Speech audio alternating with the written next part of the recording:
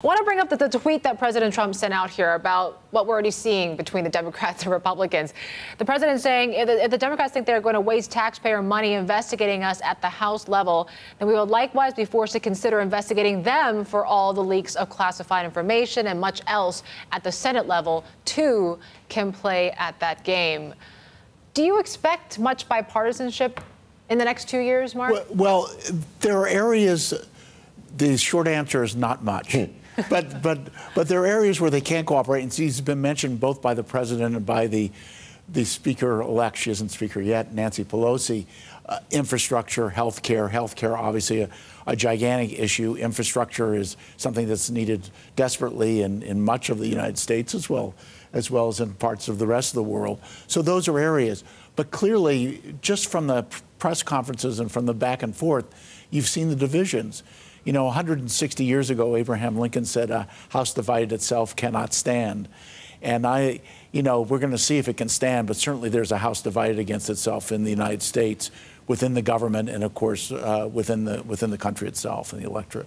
Mark, there is a body of thought which says a gridlock is good for financial markets, however, and we could actually see more checks and balances. Exactly, that essentially because nothing gets done. Well, there have been examples of that, right? Yeah. As I recall, Belgium didn't have a government for a while, and it seemed to tick along fine. Obviously, it was nearly 3 years. Yeah, to some extent, I suspect that's true. But clearly, there are a lot of areas that have to be attacked quickly. And if there's an economic problem, and some indications are there already, then we're going to have to act very quickly, and there's going to have to be bipartisanship. I think there will be bipartisanship on trade largely, which is an area of great conflict, but there is general agreement. And the Democrats, many of them are at least as strong on trade as some of the Republicans, and traditionally much stronger. And Jodi, I guess it begs the question of what the Democrats want now that they've regained the House.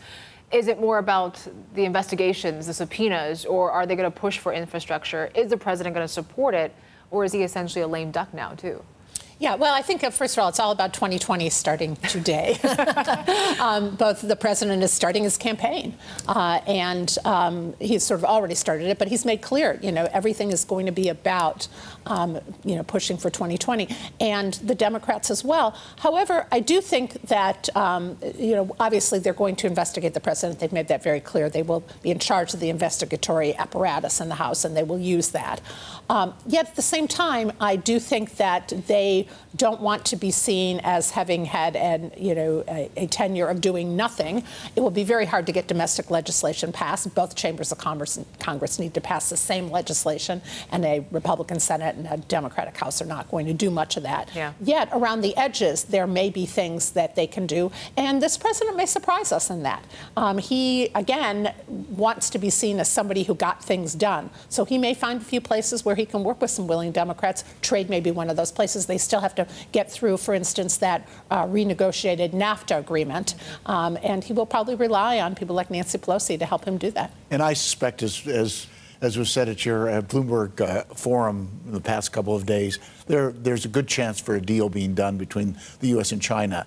It may not be a strong deal. Not a grand bargain. Not a grand bargain. At least a framework, at least paper all over the differences and be valuable for both sides to some extent.